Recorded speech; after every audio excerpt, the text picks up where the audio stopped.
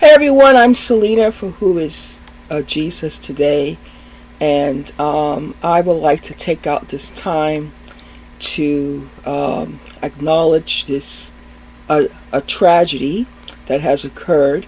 Once again in the United States, there is another school shooting and the loss of lives of children and also educators, people on staff. And I want to just take out this time to say, first of all and foremost, and also there was the life taken of the killer. All life is precious. All life is precious. And that is for all of the people that have lost their lives. I don't say that say one life is better than the other. All life is precious. However, we are also much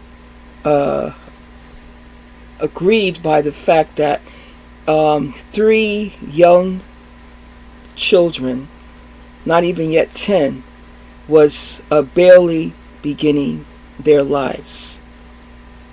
There is no excuse that I would say should be legit to say, well, this is why this happened.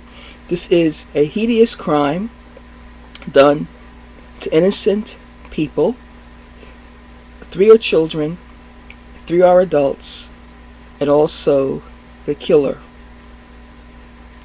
And we don't want, it's just too often in this society that those who have committed these hideous acts of violence, for whatever reasons, they become the spotlight, and they steal the spotlight, and they become, famous for what they have done. It's like they go out in fame, and this is true for just about all throughout of the history of these types of mass shootings, and and snipers and things of, just, I'm just a little upset, so I'm trying to get my words together. But such an emphasis is put on them and their struggles and their problems. And listen, let me say this. Like all of you, I've gone to school, right? As a child, as an adult, in college. Have any of you out there can also say you could identify with at times being, say, like a misfit, not popular, outcast, bullied, or made fun of? I mean, honestly, who out there can say that's never really happened to them, where they just went to school, everything was great, they never had conflict, they always fit in, everybody liked them? Now, when I got into high school, and just as I was about to be approaching, my senior years, I became a little more popular and liked. But I can say some of my days going through elementary school was challenging. And we do know that, yes, there are people, we all handle a rejection in a different way, or being ignored, abandoned, etc. At the same time, whatever we have faced in life, when we were young, middle-aged, or older, and we take it upon ourselves to take out the lives of others, to take it out on other innocent human beings, I have to say, there isn't any a reason to highlight compassion on these individuals for what they have done. Now, I understand there is a root, and often a bitter root, and everyone who takes it upon themselves to commit these hideous acts of violence. And here's the sad part, is that a lot of times they are neglected too, and they don't get the help that they need, and it could be ignored, or I don't know if not always are people open to help and counseling. But for whatever reasons, I am very much aware that the people who do these crimes are usually, more often than not, very struggling people in society, and they have had their hard times. And I know that people handle things all differently, but we cannot make excuses for these types of acts of violence based on a person's past and how they have been treated or rejected. They have to make a decision, and when they decide to do this, they have made their decision.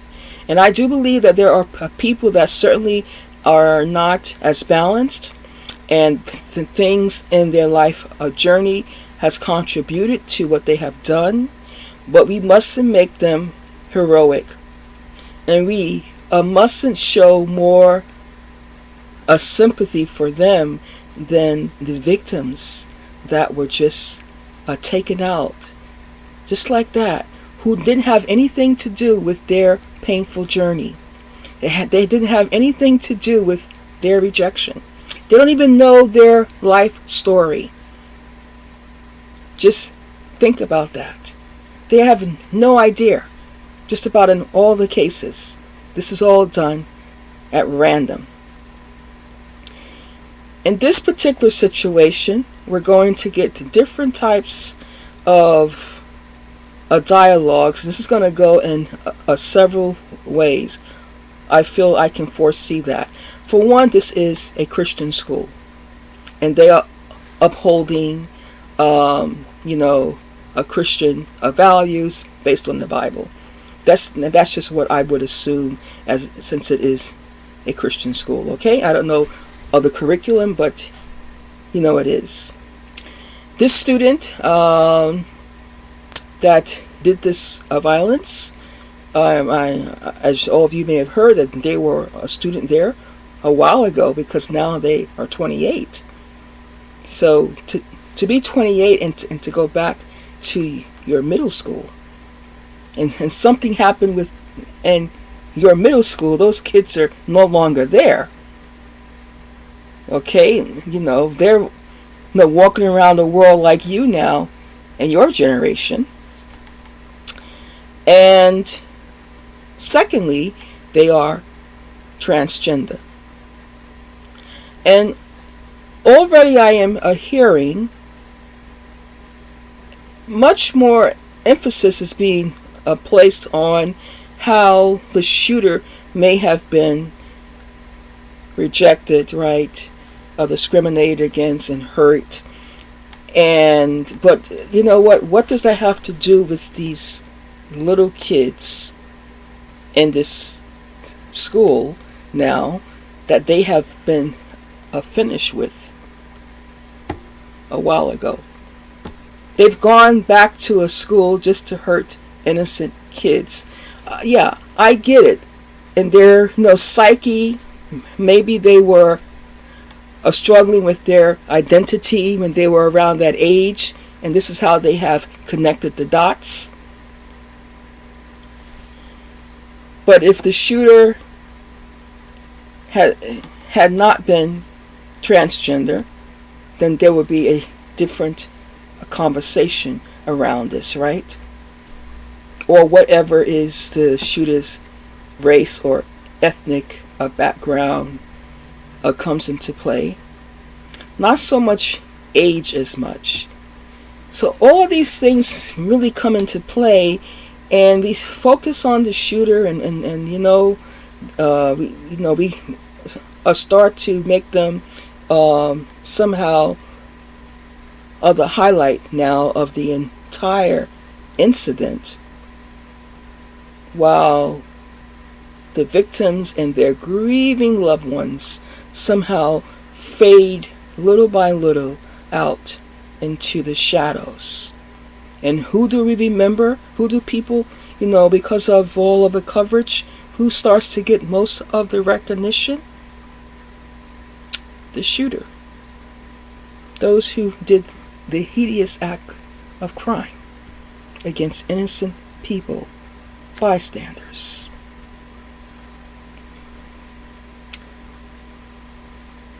How far can this go? How far can this go? Does a transgender a child, or a child that is trying to find their identity, experience is going to be open to experience a rejection or a people teasing and bullying? I would say yes. But also a shy child, a child that doesn't fit in with maybe the dominant culture in a school or a classroom, a child that has maybe a disability, a child that is, say, overweight, a child that some people say, oh, so you don't look as good as the others, for whatever reason. Aren't these also very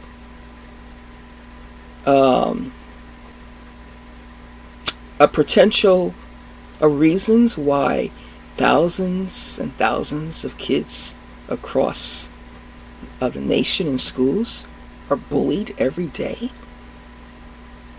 Every day.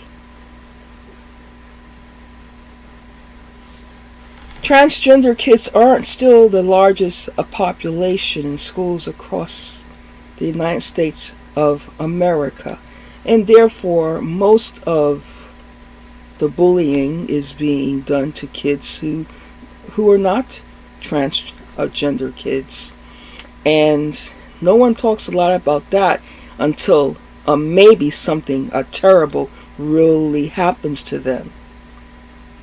And then the person who does the act of violence, they'll get some attention for a little while. And most people in society would say, yes, you would deem them as wrong. And it's unacceptable behavior to do this. But is this going to be a situation now because the person is transgender, that we have to now be more sensitive and go much deeper of how they have been treated throughout their journey, and particularly since they were also a part of this Christian school and could have felt out of place? I get that. But what I do not get is that they will go back years later and take out the lives of innocent children and adults.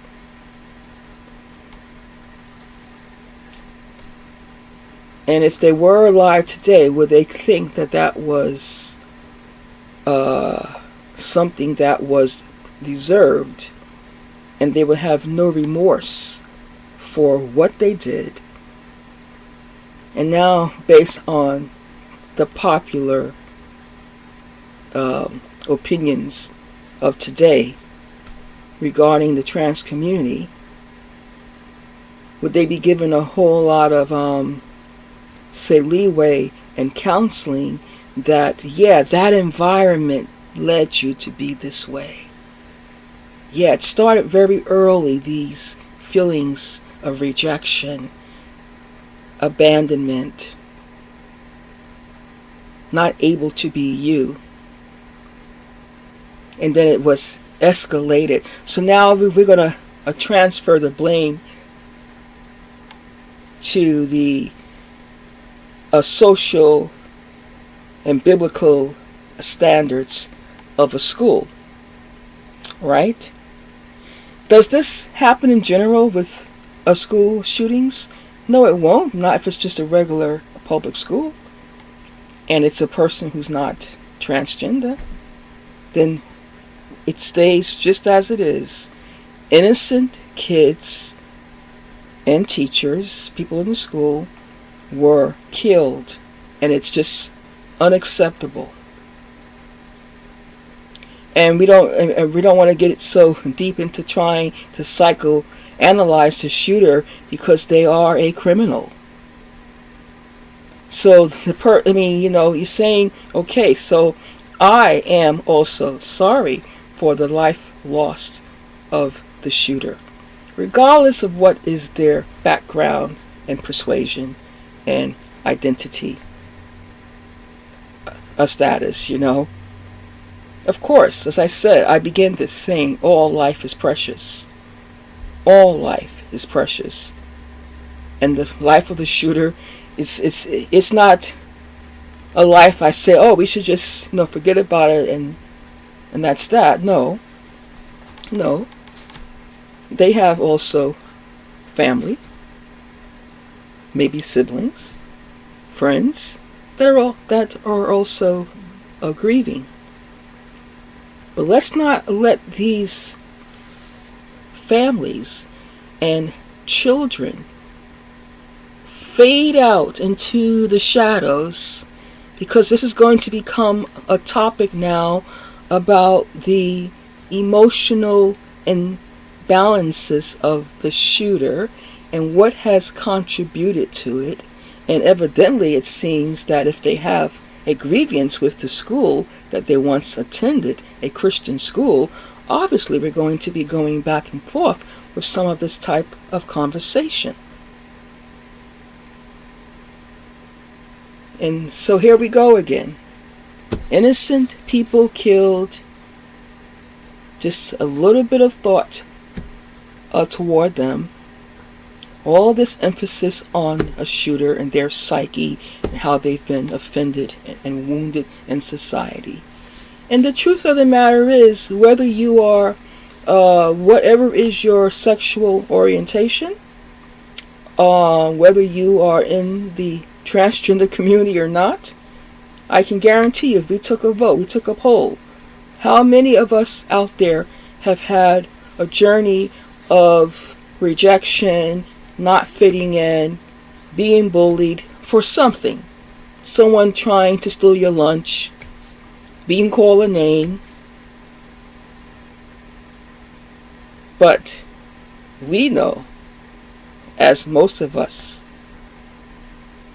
irrational people do, that we don't go back to the school or to and hurt the kids, even if it's the same age range or decades later, or the teacher or the principal, or you had a problem in a particular store and you didn't like how the manager of the store talked to you, and you go back maybe sometime a couple of years later, and the person that gave you a problem doesn't even work there anymore. We got these innocent people who are working in that organization, so now they should pay. Because this is about somebody has to pay for the pain that you feel and that you could not deal with. And I'm sorry that it was hard for some people to deal with things, but no one has to pay for when you or I were made fun of or called a name.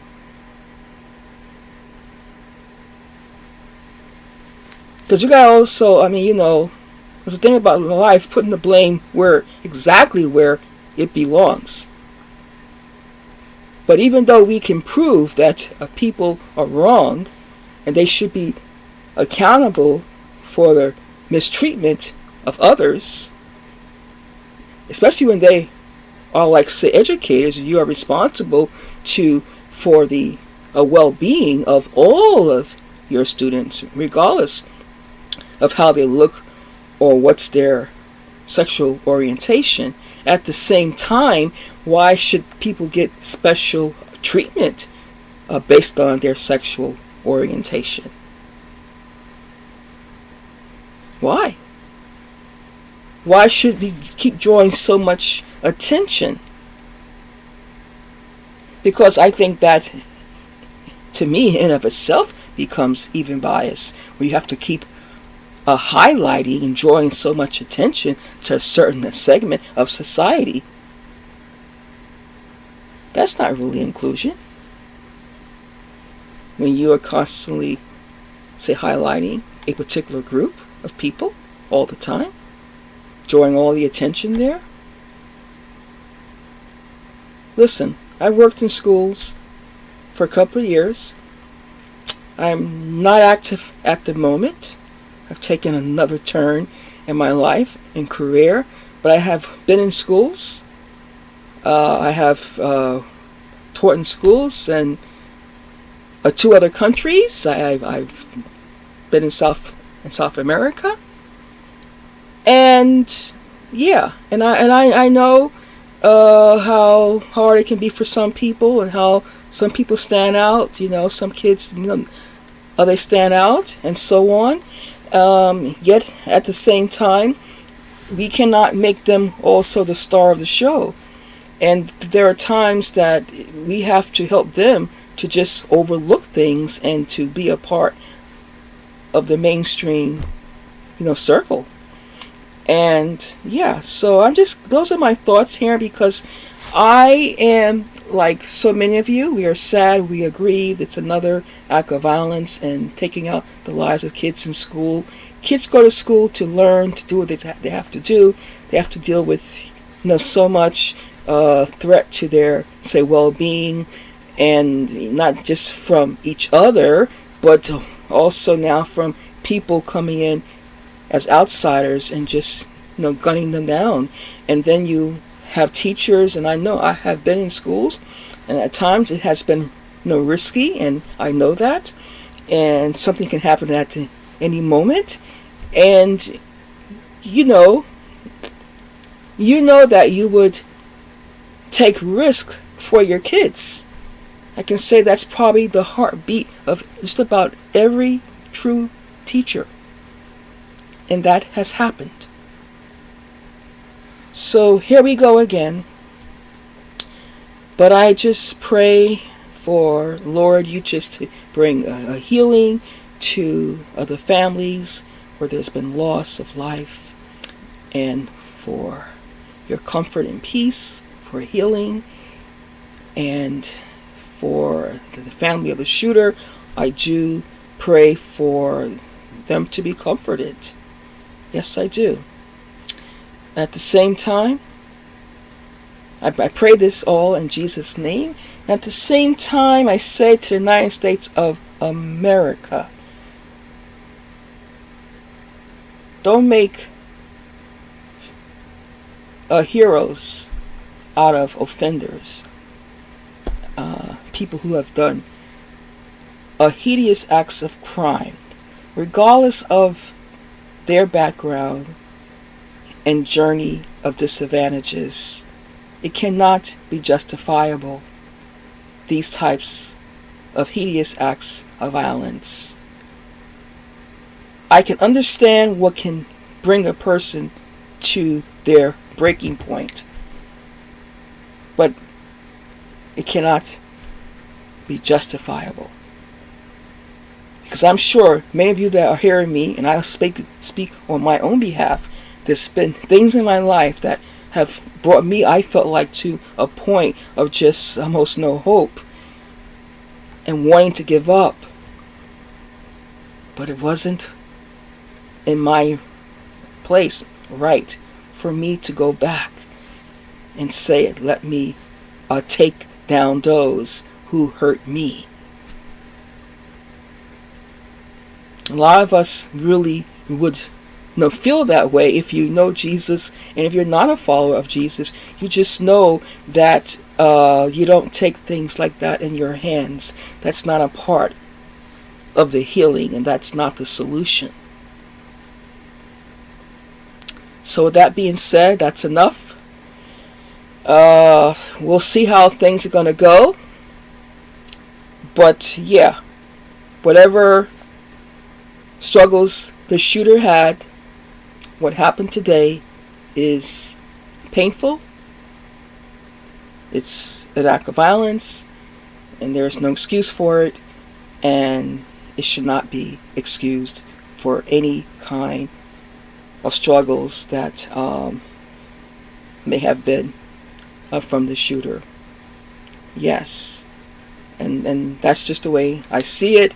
I think I've said enough that to the family, to all the families and to family shooter, in my heart, I just pray for the peace and the comfort of God, and like that you would begin your healing journey. Let's stay tuned, and let's not forget the innocent lives that were taken at random. Thank you for listening. You can like and subscribe. Until next time, shalom.